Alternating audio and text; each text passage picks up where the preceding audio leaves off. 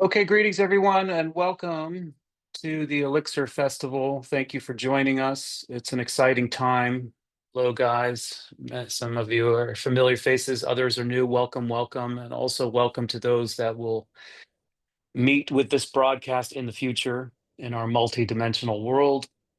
The Elixir Festival, of course, is on the heels of my book launch, Return with the Elixir, which just occurred here in Bali over the weekend with Chakade Kurtiasa at the Kurtiasa ancestral home of Iba. It was a great success. It was wonderful after a 5-year odyssey of writing this book to share that with so many people. And now, on the heels of that launch, I'm excited to kick into the Elixir Festival with some of my mentors and friends and people I really admire and respect that I think have something to say. In the broader scene or perspective, what I was hoping for is a conversation about the future, since we're amidst such a grand scale collapse of civilization and rebirth or renewal. Sometimes I call it a reboot. This is the time to really get our energy right. This is the time to start asking very good questions. This is a time for redemption and to get the things that haven't worked out so well in our civilization, get them realigned, and so that we can lay the foundation for a long and prosperous future together. Now, we might not see that future, but we can be participants for future generations. We can make some sort of broad scale impact with what we do, say, and think now. So my hope is with people of Phil Cousineau's caliber, Robert Thurman, Andrew Harvey, Lynn Bell, Ian Baker, that we can have some sort of conversations which begin to prime us to think about the future. Many people, as you can tell yourself on occasion, possibly included, we can get frozen or paralyzed because of the decline of civilization. Somehow the impact of the day to day can very much hijack our nervous system. The propaganda is thick at the moment. The news medias are plugging in their fair share of toxic waste into our nervous system. And so I want to get away from all of that as much as possible. And I want to, as I say in the book, Return with Elixir, I'd like to go back in order to go forward. And so that includes astrology, that includes history, that includes poetry, that includes art, that includes subtle body science, and that includes philosophy. What can we glean from the ancient wisdom so that we can get very, very clear and very, very focused about the new world that's coming? With that in mind, I'd like to introduce today's guest, Phil Cousineau, who was very, very kind enough to offer me a very extensive afterword for the book. I hope that you've all you've all purchased your book, Return with Elixir, and there you'll see a very nice afterword by Phil. Phil is a wordsmith. He is one of the most erudite and sophisticated thinkers I've ever come across. He's the author of some 30 books. He publishes a book nearly every year. And on the leap years when he doesn't publish one, two more come in the pipeline. And that is a very terrifying thought for me after writing a book that took 5 years. I can't imagine cranking them out at that pace. But Phil is more than just an author. He's also a filmmaker. He's responsible for putting some incredible documentaries together. I also, want to just say that Phil is also an heir of Joseph Campbell, a direct student of Joseph Campbell. He was very kind to spend some time with me correcting some of my work on Campbell in the book. And he's also a pilgrimage guide. Together, Phil and I both lead tours based out of Sacred Earth Journeys with Helen Tomey, and his tours I'm very jealous of. One day I will join him. He's a guide for Greece and also Ireland, and probably other regions like France, where there are still bastions of sacred knowledge and mythology and poetry to share. So I know that Phil has spared us an hour of his time tonight, and in less than a week or so, he's off to Ireland. So we're very fortunate to catch him. His latest book is about Venus de Milo, and hopefully we'll get into his latest work too. I'm sure there's a lot of overlap. Phil actually wrote his latest book at my mom's house in Greece, and my mom was very, very happy, and called me regularly to tell me what an incredible human being Phil is. He apparently was writing the book on order of 12 hours a day. He was in a little hermit cabin on my mom's property overlooking 300-year olive oil orchards. 300-year olive trees and the expanse of Afalis Bay, and beyond that, the Ionian Sea, which I do write about in the Elixir. So, Phil, it's a great pleasure. Thank you for your time. I'm such a fan of yours, and I'm sure we'll get into some wonderful topics here. But how are you, and how are you doing, and where do you see the world as we stand right now? Oh, first, welcome to everybody who's listening, apparently from all around the world. This is one of the glories of the modern moment, the way that we can reach out rather than just putting messages in a bottle and throwing them into the ocean and hoping somebody someday will read them. I am feeling fine. I'm in fit as an Irish fiddle, as my Irish friends say, because I'm full of myth again. I've just finished the Venus de Milo book, and I'm working on a book about the Odyssey, how the Odyssey can change your life. This is a book that has not been out of print for 2,750 years, roughly. So I've asked myself, why? What is this book telling us? And what is it has been telling us? What will it tell us? It's a wonderful way to get into myth because this is one of my favorite definitions, which I got from my own mentor, Joe Campbell, with whom I worked for 8 years. In case people don't know, I wrote the film about his life, The Hero's Journey, and the subsequent book, and am responsible for good, bad, or indifferent reasons for bringing that phrase into the modern lexicon. And while working on the film and the book, Joe would often quote Seleucus, a first century Roman writer, and his definition of myth, which is, I think, very pertinent for the modern moment. Myths are things that never happened, but are always happening. So that gets us away from the noxious idea that myths are lies, that they are untruths, or some kind of evidence from the pre-intellectual phase of the human race. Instead, it takes us to another favorite phrase of mine by the Greeks, with whom I share great love with you, Miles, and that is the notion that the myths help preserve the infinite moment. Isn't that a marvelous phrase? The infinite moment, birth, death, transformation, creation, apocalypse. When you read a myth, when you look at a mythic sculpture like I did for so many years with the Venus de Milo, or read an immortal poem, you are sensing history in amber. Something has been preserved, and I like to ask why, because some bad things have been preserved, some evil things have been preserved, and those have to be left behind. What I am interested in, and have been since I was a boy, growing up in Detroit, in which, as the old phrase used to say, I grew up on the knee of Homer because my family actually read books out loud together from the time I was 7 till about 14. Thursday, Friday, Saturday night, my father would pull out Moby Dick, Mark Twain, Homer, and we read books out loud. Each member of the family, for all five of us, we would each take a page. So this is not some affectation. These stories have been in me for a long, long time. And yet I don't accept them just without reservation. I constantly question them. So an early distinction, Miles, I think that would help, would be one that Joe himself, Campbell, in The Masks of God, it's a 4-book series that he published in the late 50s, early 60s. He made an enormously important distinction for me between primitive mythology, in which there are some things that are passed down in ritual, ceremony, belief, some form of the unconscious, you might explicate on that, Miles, and creative mythology. Some ancient myths hold us to ancient ways that are terrible for certain kinds of people, for women, for children, whatever it might be. Creative mythology is where I have lived all my life. In the world of poetry, storytelling, art, sculpture, music, it's what helps us capture the infinite moment. Remember, I also worked with Houston Smith, one of the great religious scholars of all time. He's arguably, his book, The World Religions, is arguably the biggest selling book on comparative religion, not just vaunting one over the other, but comparative religion of all time. Some 4 million copies.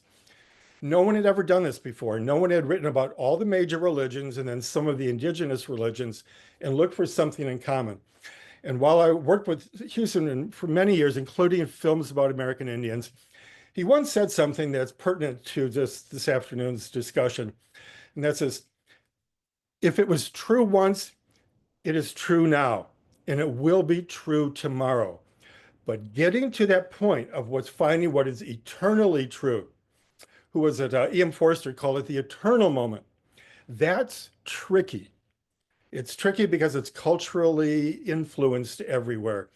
And yeah, it's the job of poets like me, poets, filmmakers, depth psychologists like James Hillman, Jung, yourself, Miles. It's to get underneath the surface of things and down into the depths, which is where the juice of life is.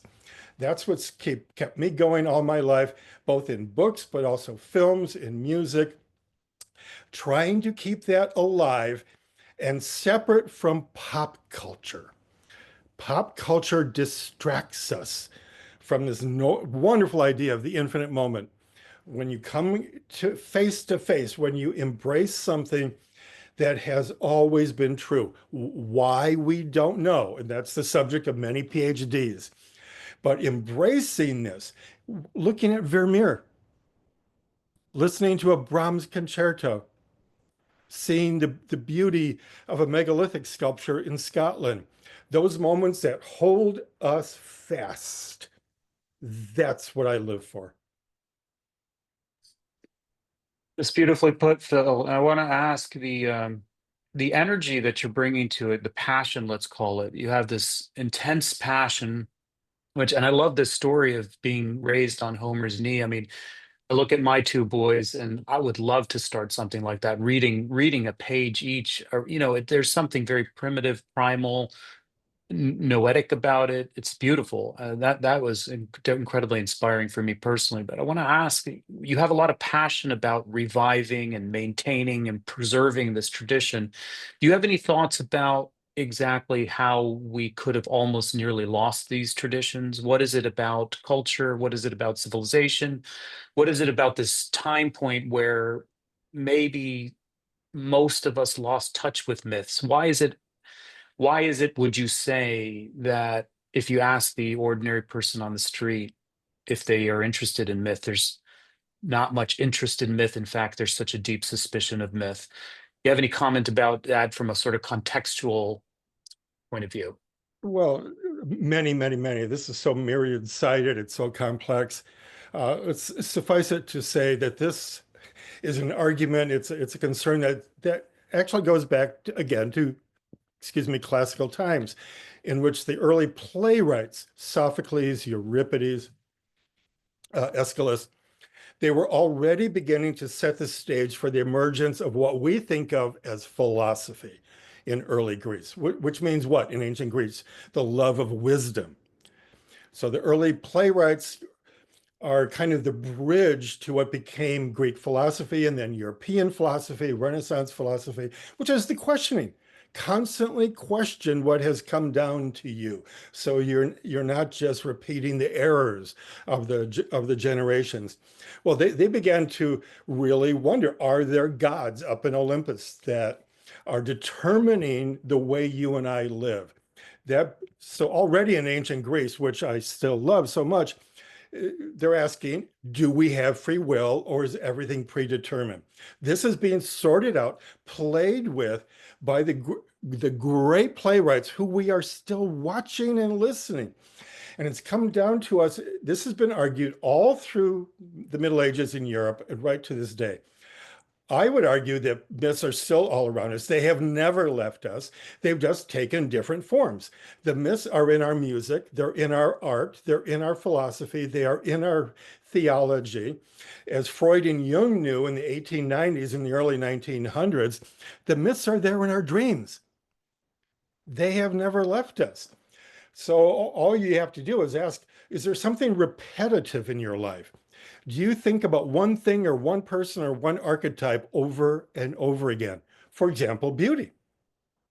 Who doesn't think about beauty in the fashion world, but also in architecture, the beauty of physics, the beauty of law? It is there, but it tends to be renamed and called something else. If I ask you what your favorite movies are, This is something I actually do in Hollywood, which is might be hard to believe, but every year the studios, Warner Brothers, 20th Century Fox, Pixar, Lucas, bring me down to Hollywood, show me a recent movie. It could be an old film noir, but it also could be Wonder Woman or Superman. And they ask, what's the myth here? Because Hollywood knows that there are certain archetypes that come back again and again and again, and they want to know why. Why are we moved by these or arguably manipulated by them? So that's one way to get into mythic content. If I talk to kids, which I often do, I'll give pro bono talks in junior highs, high school, and college. I'll say, what's your favorite movie of all time? What's your favorite song? What's your favorite sport? That is an entryway into the world of myth.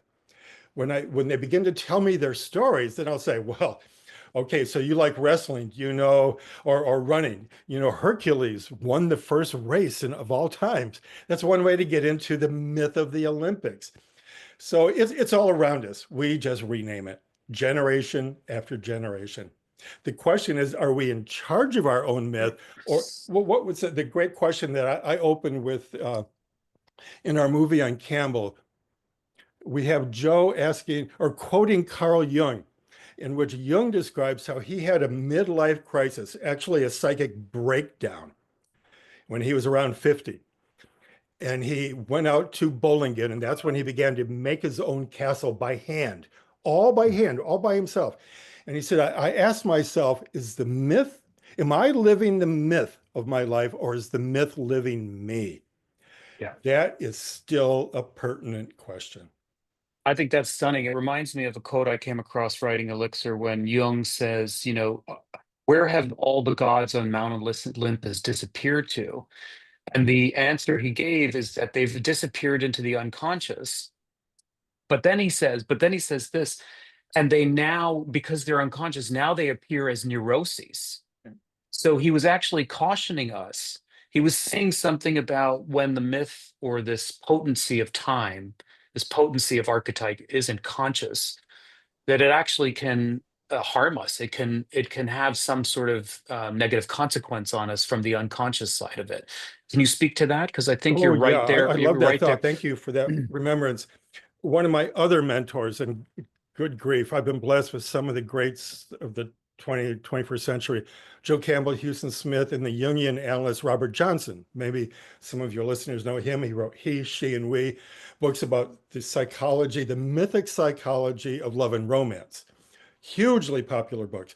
And his mentor was Jung himself. So this is one of these 6 degrees of separation business. I'm a kind of link to Joe Campbell for younger people. Robert was a link to Carl Jung. And Jung once told him that the hitchhiking on your point, as Angie Arian used to say, the undealt with myth in your life can become neurosis, including creativity. People who have blocked their own creativity become neurotic. And so, one way, which is not pathological, of dealing with neurosis issues about the meaning or the lack of meaning in our lives is simply, I should have to couch that. Uh, it's not simple, it's simply complex, what physicists now call simplexity. Do you know that new word?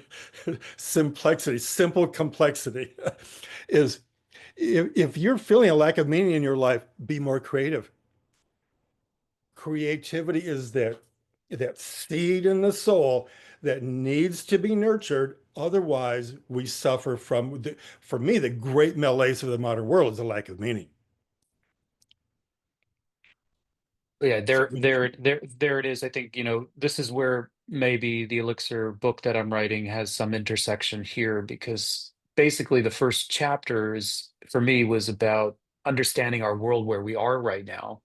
And in order to really make sense of the symptoms, one of them very well articulated by psychologist John Vervaeke in Canada, Toronto, he calls the meaning crisis.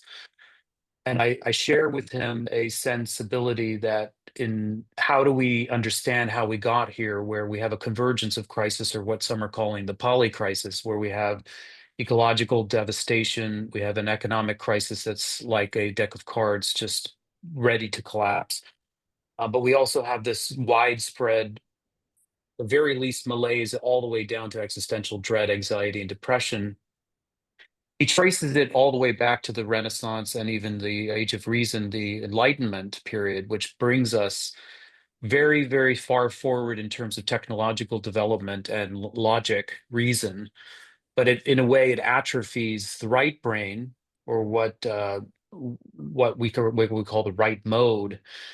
Part of us that speaks the language of myth, speaks the language of archetypal symbolism, and has access to the unconscious. And so we're right now, situated in a time and place where we're at the tail end of being so left-brained that we're in a way starved. We don't have the nutrients or the vitality anymore. Some part of our being has been completely atrophied or shut down or shut off.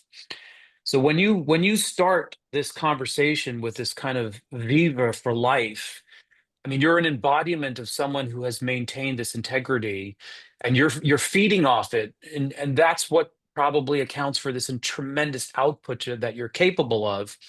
And so, just take a moment to guide us through this this revival, if you will, of creativity. This, first of all, it comes in so many forms, but really what it is some sort of reclaiming process that all of us are capable of, that is necessary for real integral living. Oh, beautiful setup. Thank you, Miles. Thank you. Two things. I believe one of the most important books of our time, or at least deeply important for me, was a late life book published just after Jung died in 1961 by his assistant for so many of those years, Aniela Jaffe, Jaffe, with an agu over the E. And it's called The Myth of Meaning, in which she's remembering numerous conversations with Jung and the crisis of meaning since World War II. And one of the things that she passes on that he said is so relevant to what we are suffering under, enduring under right now, which you've just explicated, is that every attempt at describing meaning is a myth. Every myth is an attempt to describe deep meaning. So if I ask you, when did you fall in love? And you begin to tell me when you met your wife and you had your kids and so on, you are beginning to describe what Sam Keen, the editor of Psychology Today for so many years, described as personal mythology. If someone tells you why they voted for so-and-so last fall and why they didn't vote for someone else, they will begin to tell you their meaning of modern life, good, bad, or indifferent. When we reach for deep, enduring meaning, we are becoming mythological. This is the numinous aspect of myth that I'm interested in, not the fallacious aspect of it, but what gets us closer to the numinous, which is a word I prefer to sacred nowadays. Numinous is an old Latin word that describes being at a sacred site and feeling the presence of the gods. Feeling the shiver go up your back, like the frisson that the French describe when you walk into Chartres Cathedral, or maybe at a Wang puppet performance in Bali, where you are living these days. When you are in the presence of the deep, real sacred thing, it's not just intellectual. Your body will vibrate like a tuning fork. That's the numinous, and that's what deep myth brings us towards. And it's what I try to evoke when I lead my tours for Helen and for Sacred Earth Journeys. I take people to Yeats's Tower, or Cuba, the birth of Cuban music. That's where I'll take you, where something numinous and eternal happens. Because if we feel like we're victims of pop culture or media, then we are living somebody else's lives. It means we are not taking more seriously the possibilities for transcendence, the possibilities of actual encounters with the numinous in our own lives. And I don't mean just in exotic places somewhere else. I live on Telegraph Hill in North Beach, in the heart of San Francisco. And every day I walk down the hill to one of my local cafes or bookstores or jazz joints, I am conscious of trying to find out what is sacred there. Why? I had a brief few minutes with the Buddhist monk Thich Nhat Hanh years ago at the Jung Institute, actually, here in San Francisco. And I asked him about the virtues of pilgrimage, a sacred, transformative journey to a sacred place. And he looked at me and he was so kind and he said, "You know what, Phil? I love the work that you're doing, but what's truly important about pilgrimage is that it prepares you for returning home and experiencing the sacred in your own backyard." That's a wonderful virtue for the soul work that we're doing, Miles, for the pilgrimages that we experience or we help others with. It's to come back and realize our everyday encounters are also potentially sacred or numinous. Otherwise, we're what Joe Campbell once told me, "Oh, I trust those philosophers and those mystics until their feet leave the ground." Mm. I don't know exactly what you said in there that triggered a an association um, while I was writing the book. And actually, I was in Ithaca at my mom's house, and I walked up to Homer's place. Have you ever walked up to Homer's place? Many, many times. It's one of my sacred places. By the way, the reputed palace of Odysseus and Penelope, for those who haven't had the pleasure of being in Ithaca, it's magical. I mean, what you're describing in terms of the numinous moment or the felt sense. I mean, I'm very fortunate to lead pilgrimages. It means that at least twice a year, I'm somewhere where something where you described like the shivers down your back. I mean, it's something that I've built into my life now. But I remember when I was in the writing process, I was up there at Homer's place with this glorious vista of Aphallis Bay. And of course, this is a ruin. This is a site where there's a ruin of a Hellenistic church, which is supposedly built on top of the Palace of Odysseus. And you could tell the difference in the hand-hewed stones. One, the old, the newer one, very sort of more crude, and then the sort of megalithic stones underneath it. And I remember having I described this in the book, and I just want to share it here because it fits right here. How pivotal I had a intuition or inclination to pivot a course that I was teaching on Buddhism. It was a very sort of very Buddhist course. It was supposed to be for 2 years, and all of a sudden I had this wash or wave that we really need to include Campbell and Jung in this course. And the sort of concept that came to me is we need to really live more mythologically, live a mythological life. And at the time, it was a new idea for me. Phil, you've been living this for a long time. Sometimes I wonder if you just take it for granted as how it is. But for most of us who have been, consumed in the reductionistic paradigm, the logic-based paradigm, for me, I felt it was so important, chiefly because I think, as Rick Tarnas describes the world has become so disenchanted. In other words, it's just building blocks, it's just billiard blocks, it's just confined spaces, it's just overload of data, it's just a tremendous amount of pressure, psychic pressure in reasoning our way through complexity. And there's something about the lack of vitality and also the ability to create meaning, which requires a different kind of language set. And when I look at Jung and when I look at Campbell, even as orators, even as presenters, and I see this in you too, Phil, your ability to use language just takes my mind in a completely new worlds. Like the actual use of your words and your lexicon, your breadth of different knowledge sets. And Campbell was the same. When I look at recordings of Campbell, I mean, it's his ability to take the imagination to new vistas just through language is incredible. And what happens on that journey is something gets activated or revitalized. And what Thich Nhat Hanh said to you, I think, is really important. It's not just about going on the pilgrimage. It's also coming back to ordinary life, to your work life, to your family, to the day to day, and finding new meaning there, finding a new layer, a new way to see it, a new way to architect it, a new way to soulscape it. In other words, it's not just dead stars. Rick Tarnas is talking about the cosmology above us as having a story to tell us. And that could just be an invitation to the world, your living room around you, your cubicle at your corporate job, or whatever it is that you do.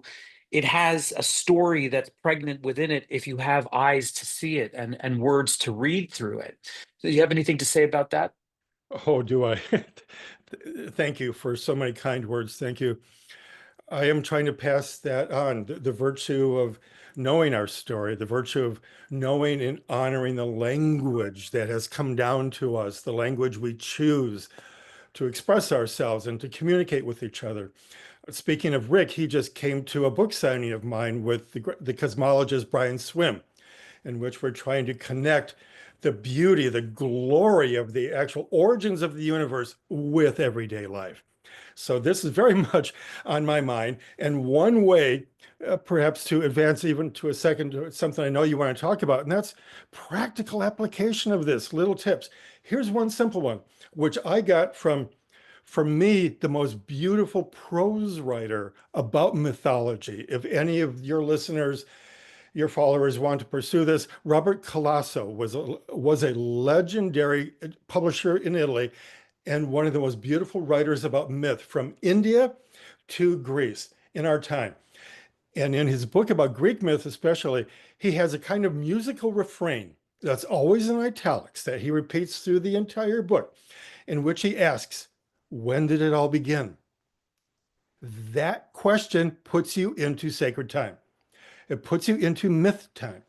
It's a way to every day adjust yourself from the acceleration of modern life that does not want you to actually live in the present as much as Buddhists want us to. Does not want you there. It wants you in the future so you are completely disoriented. But the mythic state of mind says, if I'm on Ithaca in your mom's house, or if I'm in North Beach here in San Francisco, when did it all begin? And I turn around and I'm standing in front of the house where Allen Ginsberg wrote Howl. When did it all begin? I'm on a street corner, knowing that Mark Twain and Robert Louis Stevenson actually lived here and wrote some of their great books 100 years ago. That moment, which you can do in your own neighborhood, in the neighborhood that you grew up in, wherever that might be, or when you're traveling, it does one of these.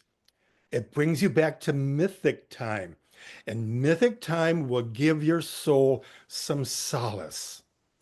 Just to feel, as I did once, to be in a room with Ray Charles and ask, when did soul music begin, Ray? And I'm getting it from the horse's mouth, as they used to say.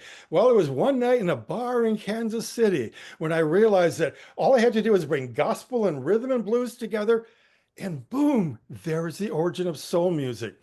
It can be a question of somebody. When did you begin? When did you know what you wanted to do with your life? If you do that with a friend at a coffee shop, you are moving this out of that acceleration, that tremendous tectonic force that does not want us to be present. And it takes you down into mythic time. Something people can do every day. And I do that here in San Francisco, or if I'm in Dublin, or if I'm in Athens, I will stop, take a breath, which is a good Buddhist move, right? And say, what happened here? Or as Ben Bradley famously or infamously said, when Woodward and Bernstein brought in the first draft of the story that broke the news about Watergate, that's all great, guys, but where's the story? It's a famous quote in the history of journalism now. I recommend that people who are traveling or even at home do that once a day. If you do that once a day, it will change your life. What's the story here that takes you down, Miles, into soul? So briefly, because you've mentioned it a couple of times, can you define mythic time for us? Mythic time is where things began and where it can still be accessed now in music, poetry, dance, sculpture. You know, Tom Stoppard just so we're not constantly in the past, one of our great playwrights today writes in a beautiful commentary about one of his more important plays. He says, he has one of his characters say, actually, what happens in the moment between the flame, the fire going off in the human imagination, and then the actual movement of the poet's pen?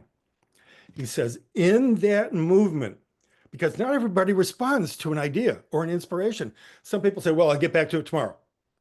Or, oh, that's stupid. Or, no, people have already done that. But the artist, who I think is a living mythic personality, the artist says, I cannot wait. I will move. And in that moment of movement is the hope of the world. The hope that we will actually respond to the urgency of the day, which I know you're so deeply concerned about now. I think the mythic plays, mythic art, standing in front of a Rembrandt, watching an Arthur Miller play, insists that you, the viewer, respond to it. Otherwise, it's sheer entertainment. I mean, that's really it strikes at the heart of my hope for this series, Phil, right there, I think. And maybe it's a good segue because one of the things I really wanted to do practically with you on this call was to talk about rewriting our cultural story. And so now we have various elements, the passion and mythic time and the noetic moment, and the fact that it's ever present, it's always available. And then this little thing that you just mentioned here, I think is so beautiful, which in the Buddhist side of things, we might call altruistic engagement. I mean, it's the person that has enough confidence or dignity, let's say, that allows that noetic moment to move through them and doesn't curtail it or avert it or judge it or cut it off, but allows it to move through you.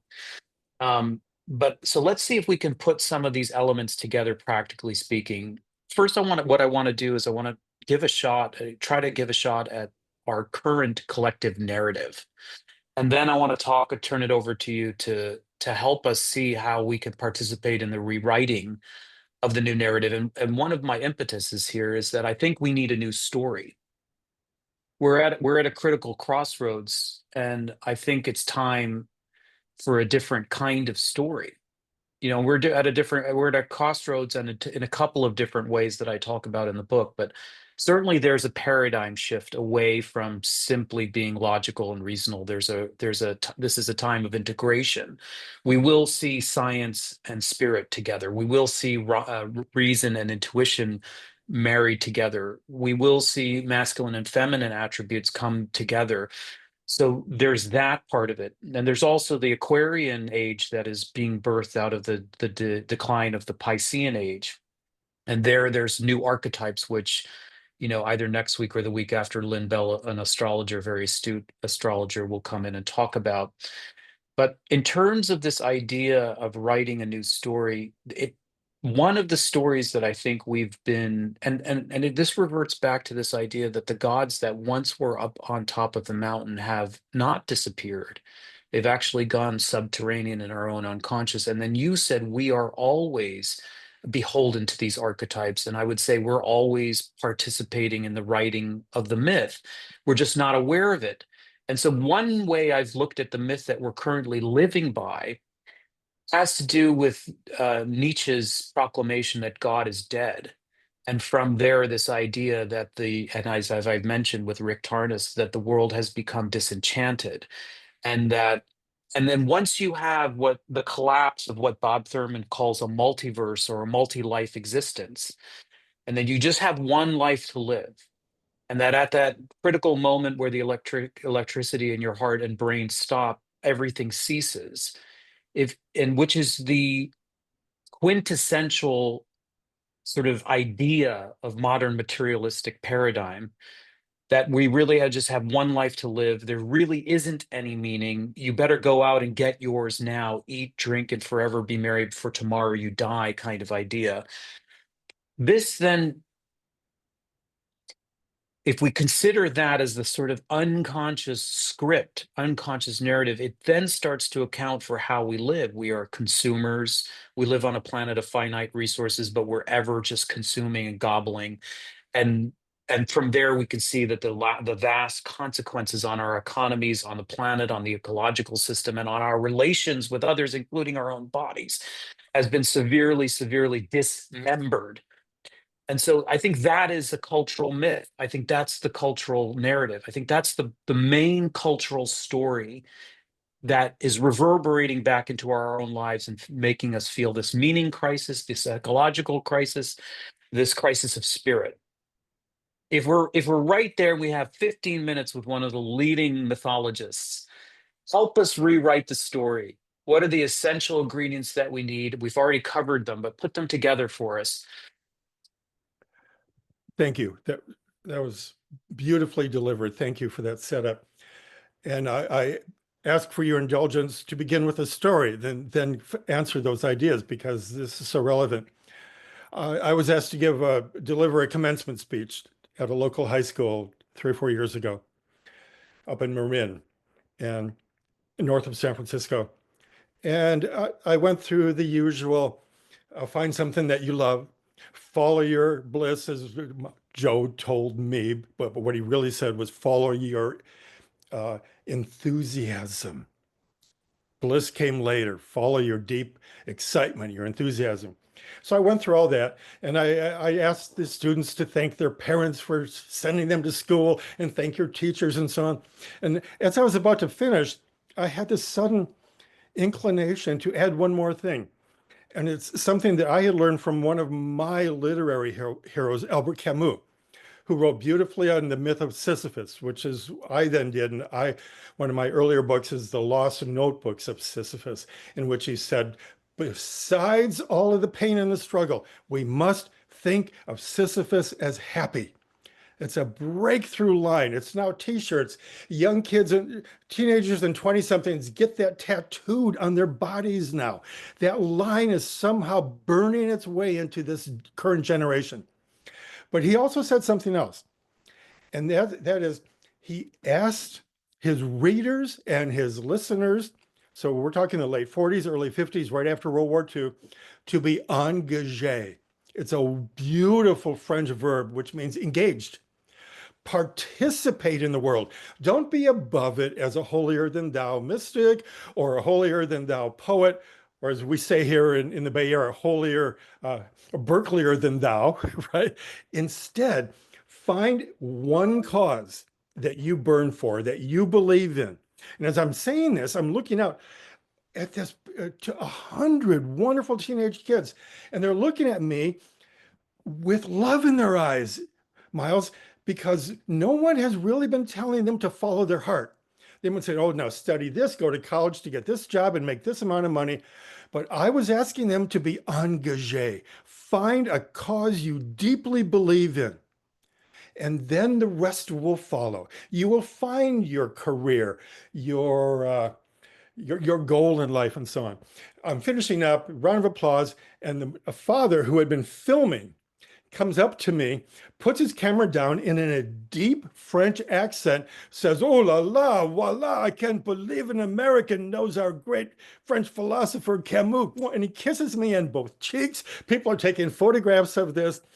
What the point of this is, I affirm something that people young and old want to hear right now. Be engaged. Participate in the mystery. Not just participate in politics. Participate in the great mystery of life. And that means both the glorious, follow your heart. What is your destiny? But also the world is in a hurting way. This is what I learned when I've been interviewing soldiers in some of my documentary films, where we are in a world of hurt. Isn't that an incredible phrase? That's what soldiers describe their pain as when they return from war. Oh, Phil, Mr. Cousineau, we are in a world of hurt. We have to own that. What was the title of James Hillman's most popular book, actually? We've had 100 years of psychotherapy and the world is getting worse. So this is something I suggest to people. Find your destiny. What are you destined to do? but also, and this is how I ended my talk with the kids, what kind of contribution can you make? It's not just going out there to make some money or fulfilling your own personal dream.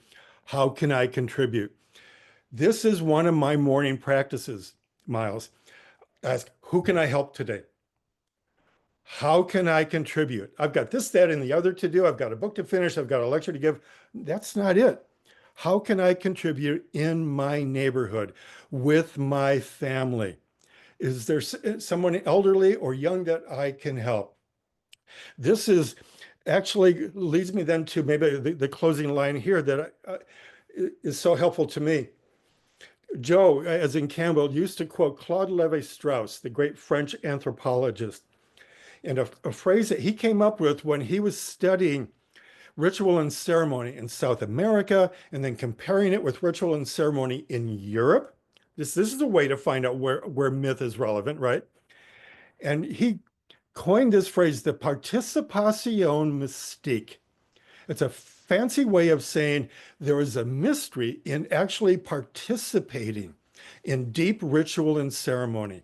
And if you do that, you are, as Ram Dass and others in the 60s would have said, you are finally one with the universe, but you can't just be looking at it and analyzing it. So I ask people, your listeners, your followers, your readers, for your marvelous new book, are you engaged? Are you engagé? Are you actually participating in a mystery? And if not, you're on the outside looking in. You Mm. know, jazz players have this great phrase, either you're inside the inside or you're outside the inside. That's a great phrase for psychotherapists too, right? You're either in rhythm or you're out of rhythm. One way to get in I rhythm, want to this, interrupt. I'd like to interrupt and just play devil's advocate with you, Phil, yeah, while I still have some time with you. Okay. sure, sure, sure. I'm with you to a point, but I want to nuance it and ask you this. It is possible to have the old worldview, old script, or unconscious mythology at the base and still be active and still be engaged. And I'll give you an example. Sure. I mean, you can believe that we're in a climate crisis, or you can believe that we live in a completely unjust world, and you can be acting on the grounds of social justice or on climate. Like a climate catastrophe could be your calling card. But as a psychologist, what I've seen time and time again is sometimes the activity reinforces the terror narrative. And so, and what I mean by that is it can be a self-fulfilling prophecy because you're so afraid or you're so angry or you feel it's so unjust or you feel it's so dire.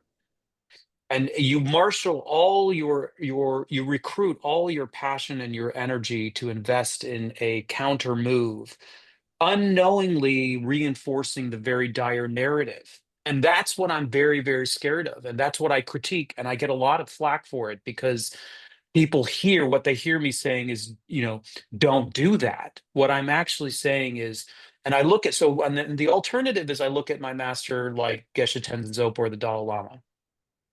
They're not saying there's no climate crisis, but they're not out there beating their chest and crying and wailing and condemning and pointing fingers either. And that's very important. What I see in my masters are people who see the world from a buoyant, exceptionally, they live from the point of view of endless possibilities. They don't live from the point of view of being cornered in a straitjacket on the precipice of falling into an abyss. And that is the new narrative that I want to help people recognize is available to them. And that's the perfect underpinning for the enthusiasm and for the engagement that you're talking about. And so I want to put that back to you. That little shift there, I think, is really critical. So what do you substitute that with? What do you suggest to people who don't want to be diminished? I mean, before engagement, I'd like to ask people to look at themselves first, to instead of before you go out, go in. Okay, because the origin story of all the trauma that we project out on the world actually is personal. And if you don't take care of that, you can just be unconsciously reenacting the old myth. even if it is for a valid cause. And so I think what you have to do is you have to take two movements. And I talk about these two movements in the book. And of course, those movements are reflective in astrology as we go back into time before we go forward. They're in Jung because we have to go within before we go without. They're in Campbell because the movement is out and back again. So I suggest that before, if people are beating their chests for virtue or for justice, for example, for whatever the cause might be, but they're burning on negative energy because there's still a lot of hostility and resentment and division, then it's really up to them first to take ownership of the source origin of the fuel that they're driving off of and do some inner work. There needs to be some healing first. And it's in that alchemical movement that they also understand, like, I'm not in a corner, and it doesn't have to be desperation. Actually, desperation, the energy or the movement out of desperation can be counterproductive. And so I think healing, what healing does is it creates space and room, and it transmutes that hostility or that resentment. It Compassion is the better energy. Love is the better energy. Possibility or inspiration is the better energy. And so, I mean, that's what is exhibited by my teachers. They may still be saying there are problems out there, but they're not snared in them. And therefore, their message comes across as a delight on the ears where no one is alienated. Right. Well, yeah, I agree with all of that. One of my common themes in my work on creativity, writing, filmmaking, mythology, and pilgrimage is the overlap. You know, there's this wonderful line by Novalis, the great romantic German poet, who said, "The soul is there where the inner and the outer world overlap." So I like to ask people, have you found that overlap yet? Where your inner work finds some overlap with the work that needs to be done in the outer world. That's the sweet spot. So you're not trying to change the world before you have dealt with your own issues, and vice versa. That seems to help people a great deal. Does that make sense to you? Yeah. Yeah, that's it. Yeah. And I really feel like that's an important, starting point. Yeah. Because I think too often with the crisis, the poly crisis that we're observing there, I do see a lot of rush to engagement. I do. But I also feel that there's some sort of undermining or at least self-fulfilling prophecy that's possible out of that if we're not careful. And I think Jung gave a lot of caution about that kind of thing. Well, remember, I'm also giving this talk to high schoolers for whom we well know now to our distress, in which it's not just apathy, it's utter despair with so many young people. Can I possibly make a difference in this world? So it's a limited offer. What I'm suggesting to them, find a way to engage, but of course, come back and then deal with your own. A metaphor for this that I use in all my pilgrimage work, for example, is realizing the difference between tourism and pilgrimage. And one way to think about it is the aggressive language in travel. This has great psychological implications. In travel, we talk about taking a photograph, taking a trip, taking home, taking a souvenir. On the take is a way that many people who are at home think about tourists. They're only on the take. They don't care about us, they don't care about the economy and so on. But in my cross-cultural study of travel, the history of travel, especially pilgrimage, is that no pilgrim leaves without a gift. The gift can just be a story. It can be something from home. It could be a postcard or a t-shirt. But thinking about giving versus taking is a wonderful and practical way to have a turnaround in your mind as you're moving around the world. It's also a way to think about our own creative potentials. So rather than me just finishing a book and producing what I hate to hear from my publishers, "Oh, Phil, we love your product." That's a world that just makes my soul shrivel, right? It's not product, it's a work of art, right? So instead, I like to think of this without any ego involved, that a work of art, that something that we have produced, that we have created out of heart and soul, is a gift to the world. A conversation, an offer to meet with someone over coffee. These are gifts, and it's a constant reorientation of our mind into what? Gratitude. Yeah, that reminds me of the not to give it away, but at the conclusion of my book, the we make a pilgrimage in Java to the Borobudur, which I'm sure you visited. Have you visited? Sure. And the Borobudur, unbeknownst to me on my first visit, I didn't because it's so ornate and so intricate that I didn't notice that the top crown, which is called the chatra, it's kind of the center spire, is missing on the Borobudur. I didn't realize that. Anyway, the book goes through a whole mythic encounter with the archetype of the broken chatra. And in my discussions with my teacher Geshe Tenzin Zopa, we decided that we would do a group ceremony. So we're on pilgrimage doing exactly what you're saying. We're there to give something. And what we're giving is an energetic vision of the completion of the chatra, because of course, another symbol of the Borobudur is that it's a mandala, and Jung would have just been out of his mind with this the biggest mandala on the planet. But yet, and here's where the mythic story comes in, the greatest mandala on the planet is rendered inert because it's broken.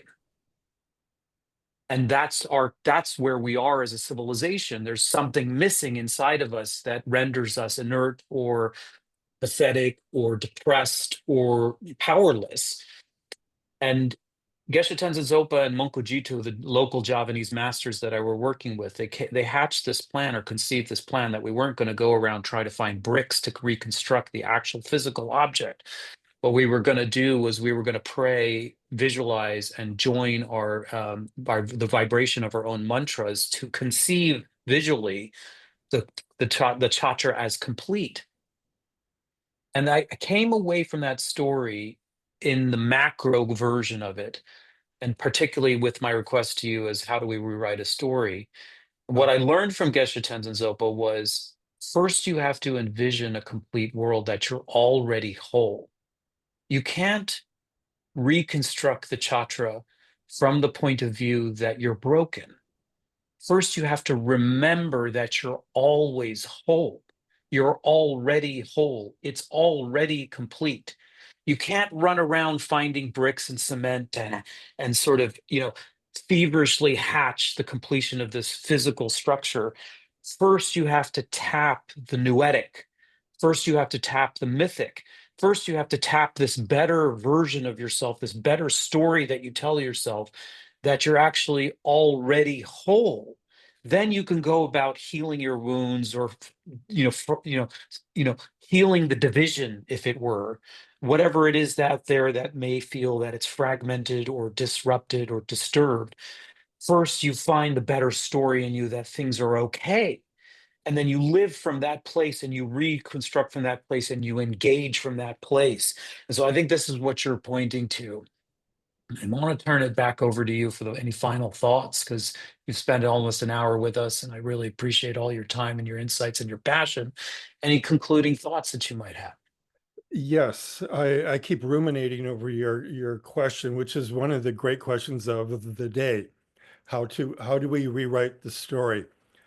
One way to think about it is that the story that got us here, speaking of, as Americans, speaking as the Western myth of the individual, which gave us democracy in Greece, Renaissance art in Europe, the greatest series of inventions here in America is the myth of the individual. Who am I among the masses? Am I unique? Yes, I am unique, we shout out. I'm not like the the masses. It has produced some of the greatest singular and individual works of art and science in the world. It's also made us, and now I'm speaking specifically as Americans, as arguably the loneliest people in history. We are accomplished, we are bountifully rich, but we are also suffering from a great wound of loneliness, which means a world in which meaning is up in the air. We don't know what our lives are amounting to. But there is a way to rewrite that. I think that's what poets, filmmakers, musicians, the great scientists like Brian Swim, whom I just worked with, Rick Tarnas, Thomas Berry, the eco-theologian, as he described himself, we're trying to do, encourage each other to rewrite that story of the lonely individual that finally reconnects with the land, with the family, with the stories that went before us to ease our loneliness. What's an immortal line by James Baldwin, the great James Baldwin, who once said, I'm paraphrasing now, you think you are deadly alone, semicolon, one of the great uses of the semicolon in literature. Then you read. Reading as one of the great sources of solace that says, wait, someone else's heart has been broken. Someone else felt that they were unrecognized in their time and in their area. And then you read the immortal books. You see a great movie or listen to great art or listen to a great orator like Martin Luther King. You realize if you are listening and paying sacred attention, you're not as alone as you thought you were. But now the next move. The next move then is to rewrite your story as a victim and rewrite it as someone who is now connected to the earth, to the universe, to the people who went before and the people who are coming after us. In that reconnection, we will revitalize our lives and we will know what our meaning is. That's a beautiful conclusion, Phil. Thank you so much. I want to just turn it over. If there's one or two questions, you have time for one question. If there are anybody out there who'd like to ask Phil a question or myself or have a comment about the dialogue, please, now's the time. Otherwise, we'll close up the mandala until next week. Anybody? Is there anyone out there? Okay. They can always send me a question or a comment. You can find me on my website. Thank you all Well, for listening, by the way. we never got into Venus the Milo. Do you want to just plug your new book and where people can find your work, Phil? Well, thank you for the reminder. Yes. Excuse me. It's a book I began the night of 9/11. I was flying into New York, arriving on the night of September 10th, 2001, arrived at LaGuardia as the first plane was hitting the first tower. Came down into utter hell. We thought this is one of those, this is apocalypse itself. This is the world ending. This is a mythic moment, Miles.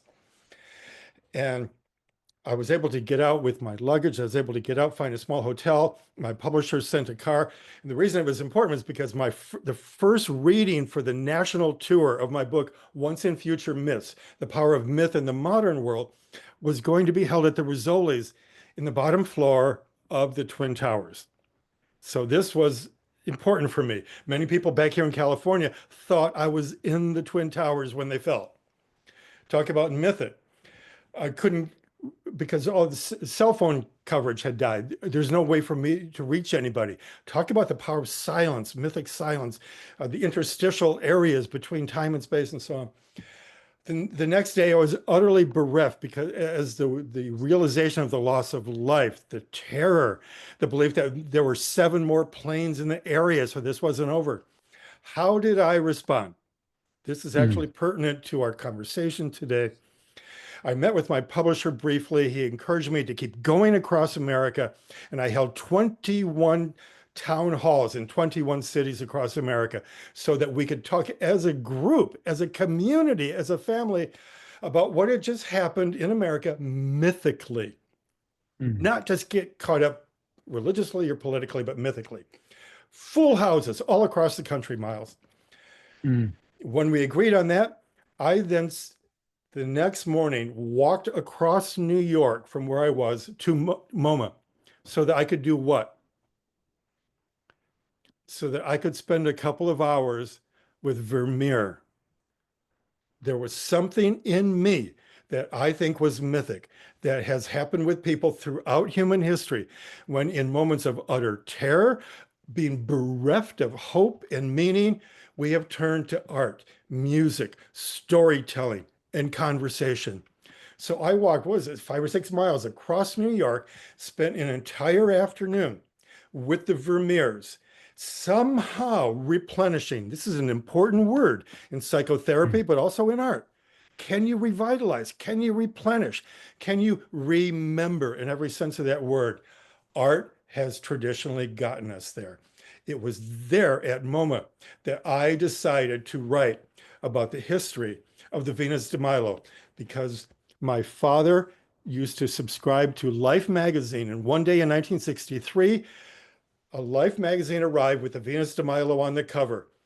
And with tremendous meaning and passion, he said, "Philip, come downstairs with me." He took the cover off of the magazine, he framed it and put the Venus de Milo above his workbench in the basement. Why? I asked him years later, a month before he died, and he said, "I wanted you never to forget what is beautiful in life." So there in MoMA, I decided to devote as many years as it would take for me to write a book about why a single statue would mean that much to my father, but also Mm. much of the art world. Why does art move us? Why do we need to be moved? And where are we moved when we move?